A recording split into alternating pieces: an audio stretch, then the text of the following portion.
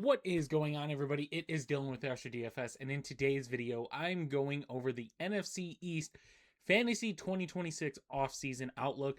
Yet again, if you're new to this series, it's just a quick series for you guys, just going over team by team, kind of what we have going right now into the offseason, right? So this isn't projecting who's going to end up on what team or anything like that. It's just if you were a fan of this team, fantasy wise, this is what you have to look forward to.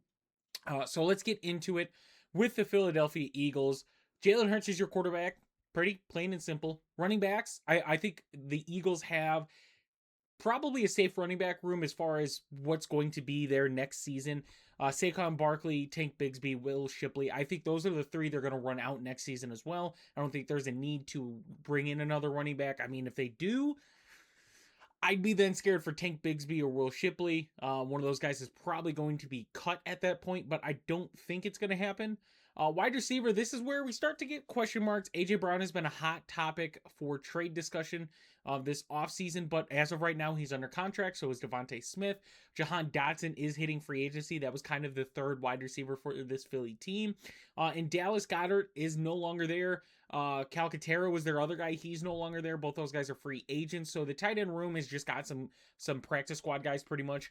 They have 8 draft picks this draft. 2 of them are thirds, 2 fourths. So adding some solid day 2, day 3 early picks there. 9.8 million in cap space and $40 million in dead cap. I added the dead cap. It wasn't on the first 2 videos, so just another number to throw at you guys for that.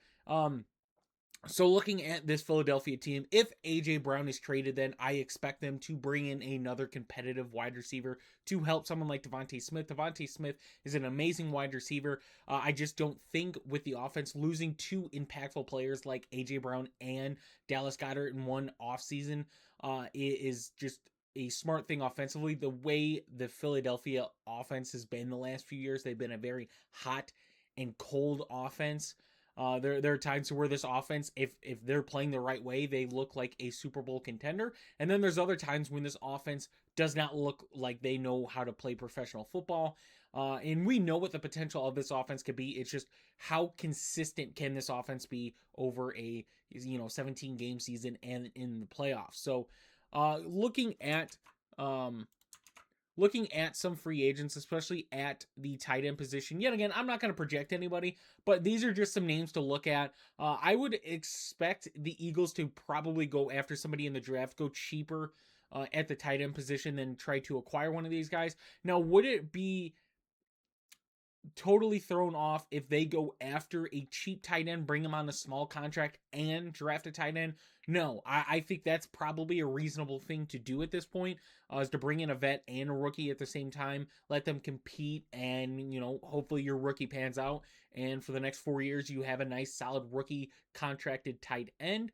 Wide receiver, like I said, if they do trade away A.J. Brown, looking at some of the wide receivers on this list, some guys they could bring in, like a Calvin Austin, I think a solid guy, maybe a Marquise Brown, Romeo Dobbs. Like there's some names out there that the Eagles could definitely get to not really replace A.J. Brown, but to kind of help Devontae Smith. So not looking for anybody of that top tier elite wide receiver status, but maybe a guy to take a wide receiver 2 role behind Devontae Smith, let Devontae Smith be the wide receiver 1 for that offense. So that's kind of the Eagles where I have them at right now. Next is the Dallas Cowboys, and this one is going to be fun. You have Dak Prescott at quarterback, running backs Malik Davis and Jaden Blue. Those are your 2 guys right now. Wide receiver CeeDee Lamb, Cavante Turpin, Ryan Flournoy. Tight end Jake Ferguson, Luke Schoonmaker. Those 2 guys are your solid 2 guys. Span Ford, I still believe, is there too, but I didn't really see the justification of putting them on the list. Cowboys, 8 draft picks in this draft, 2 firsts, but they have no second or no third at this time. Negative 31 million in cap space and 24 million in dead cap. The interesting thing here is the Cowboys, Dak Prescott, and looking at this, and we could go and look at Dak Prescott and his impact to this team. He has a $74 million cap hit. I believe that is the highest percentage cap hit. Actually, you know what? I think I think Watson might. Yeah. So Dak is actually fourth on this list to show the impact. Deshaun Watson, Mahomes, Lamar, and then Dak. So that's kind of what Dallas has. Now, at the running back position, I would hope they go back after Javonte. I think Javonte clicked for this offense. I think he was really good in this offense. I hope they bring him back. If they bring him back, I don't see them bringing in another running back. I think they're going to roll with Javonte, him be the running back one, and then utilize Malik Davis and Jane Blue in certain situations. But roll with Javonte. I would be my hope as a Javonte Williams fan that he comes back to Dallas. So at wide receiver. Yes, it's CeeDee Lamb, Flournoy, Turpin. Tolbert is a free agent. George Pickens are free agents. Dallas has been rumored to franchise tag George Pickens. We'll see what that looks like. They're going to have to clear some cap space. They're going to have to bring back, not have to, but it makes sense to bring back both Javonte Williams and George Pickens. They had a top 5 offense last season. I mean, this offense was very fun to watch. It's just their defense was so bad that it didn't matter what their offense did. It truly didn't. So we'll see what the situation looks like. Obviously, with having a bottom defense, they need to address the defense in the draft if that's the case, because they're not going to have any money to really go after any defensive players. And their defense was a bottom 5 defense this season. It definitely did improve once the Williams trade got in there, but you could see there was an obvious secondary issue with the team. So I would expect Dallas to kind of address their offensive fantasy players in free agency, dealing contracts to Javonte and Pickens. Pickens could still walk, right? They could franchise tag him. That's a very realistic thing. He's going to be heavily paid then. But there's a chance he doesn't get franchise tagged and he goes somewhere else. He goes to, a Tennessee or a Vegas and gets paid wide receiver 1 numbers because he did have a wide receiver 1 season last year. So at that case, then who do you bring in to kind of go behind CeeDee Lamb then at that point? So we'll see what Dallas does this offseason. Like I said, my prediction is they re-sign Javonte, they somehow get Pickens back, and then they just address the defense, all that draft capital into defense and go from there. We'll see what that looks like though. Like I said, I'm not really going to throw out any other names, but it's kind of where we're at. Washington Commanders, Jaden Daniels is your quarterback. The only running back that is on, I mean, there's no one else. There's not any practice squad guys. There's no one else. Krosky Merritt, that's it. He's your only running back right now.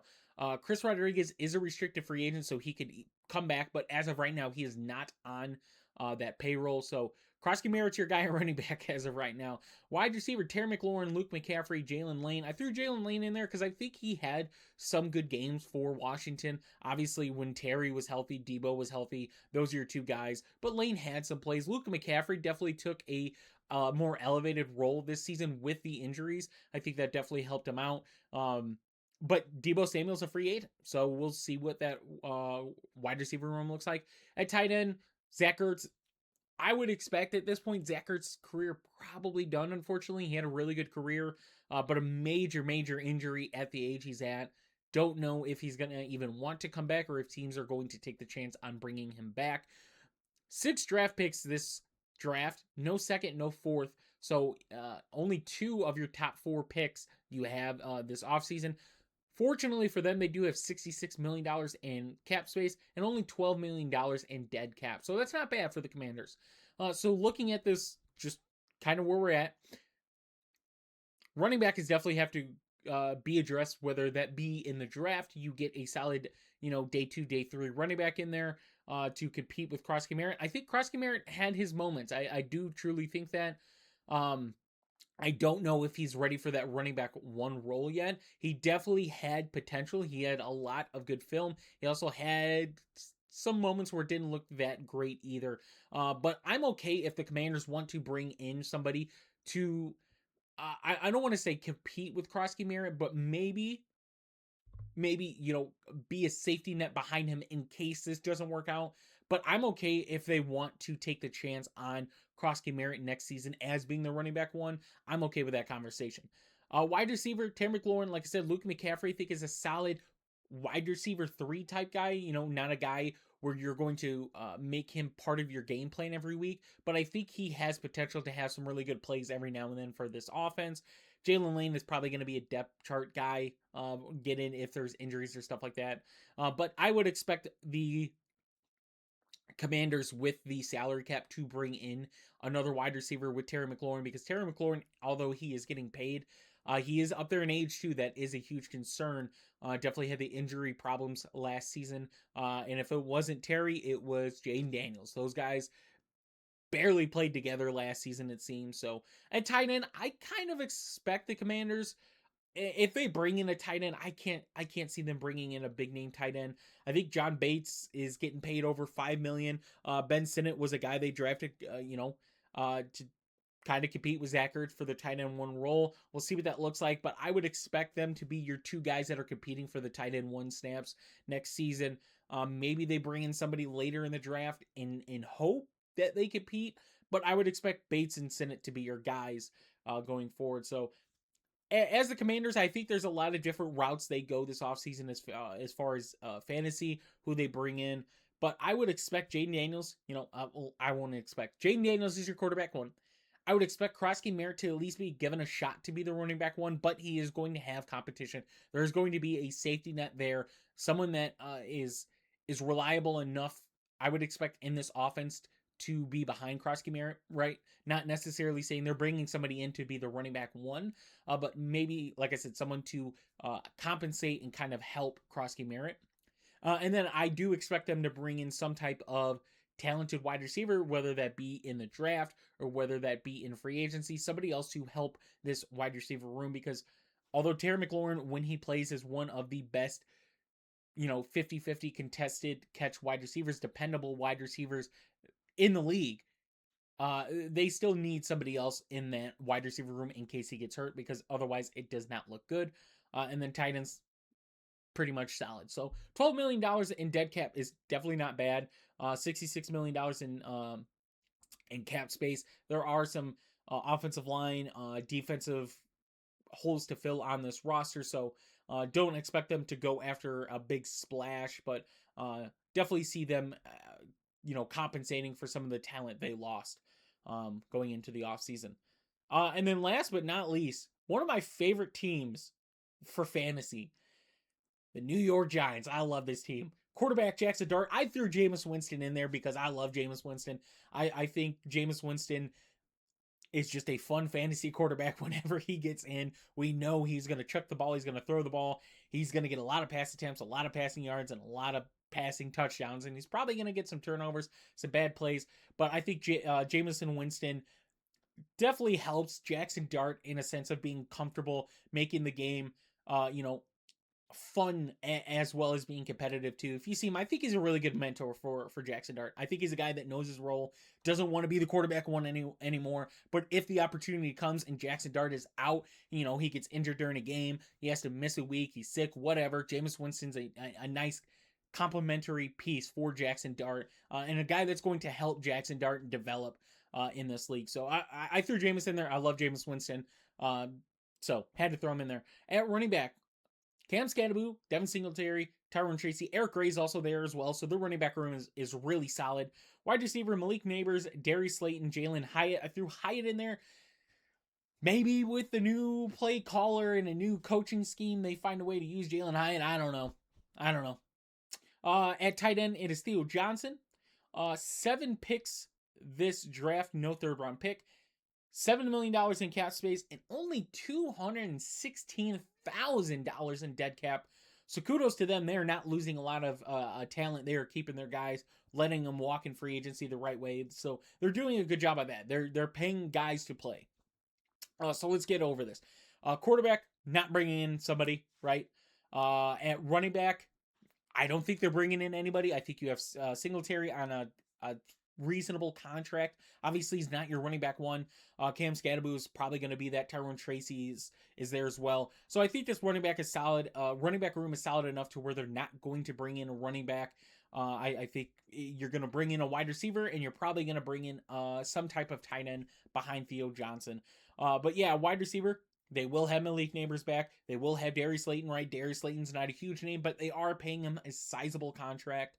And I expect them to probably bring some type of variation of a receiver in. Yet again, whether that be in the draft or free agency, I expect them to bring somebody in.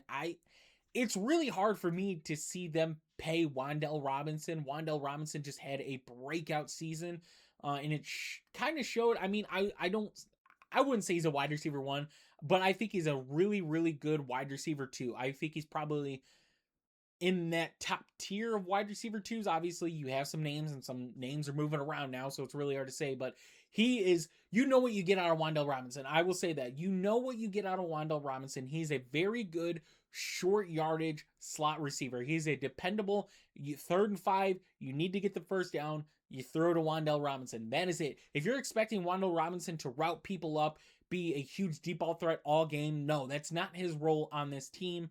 We'll see if another team utilizes him in a different way, but he is a very, very, very solid slot wide receiver. He's a very dependable guy. You throw him the ball, he gets you your 5 yards you need, gets you your first down, you move the ball, and you get someone like a Malik Neighbors to open up the field downfield. That is Wan'Dale Robinson's role. I think it'll be really good. If they bring him back, I'm very excited for this team again, because I get Jackson Dart with, more experience. Cam Scadaboo's going to be back, even if he gets hurt again, which I don't hope. I never hope for injuries. But you have Devin Singletary, Tyrone Tracy, guys that did what they needed to do in their roles for this team. And Theo Johnson, I think Theo Johnson's a solid guy. I don't think he's at that elite tier tight ends or a special tight end. Yet again, he is a reliable tight end. I think he's a solid guy to go forward with. And, for the way this offense is designed and looks, Theo Johnson doesn't need to be that, number 2 pass catcher behind Malik Neighbors, but definitely going to be a consistent threat at that number 2, number 3 pass catcher. But I could easily see them bringing another wide receiver and then bring in maybe another vet or somebody else behind Theo Johnson to definitely help him out. So, that is it for the NFC East. Let me know what you guys hope your teams do in this offseason, who you guys want them to kind of go after in free agency, who you want them to go after in the draft. Yet again, I don't want this to be like, hey, I expect them to get this guy or this guy. It's just throwing out some hypotheticals maybe of some guys I'd like to see, or just contract based. So hope you guys did enjoy this video. We'll have another video going out next week, and then finish the AFC next week. So if you guys are looking forward to that, AFC teams will be next week. We'll finish the NFC West tomorrow. So thank you guys for watching, and I'll see you guys in the next one.